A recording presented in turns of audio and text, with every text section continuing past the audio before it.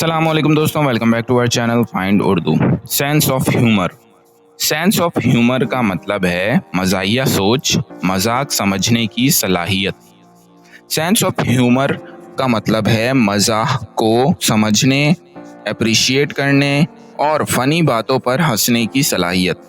अच्छा sense of humour रखना इंसानी ताल्लुकात को बेहतर बनाता है।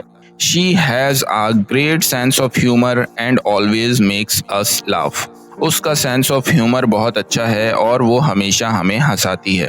तो दोस्तों, सेंस ऑफ ह्यूमर का मतलब है मज़ाह और मजाक को समझने और इन्जॉय करने की सलाहियत। उम्मीद है अब आपको सेंस ऑफ ह्यूमर का मतलब समझ में आ गया होगा। मिलता है नेक्स्ट वीडियो में। शुक्रिया।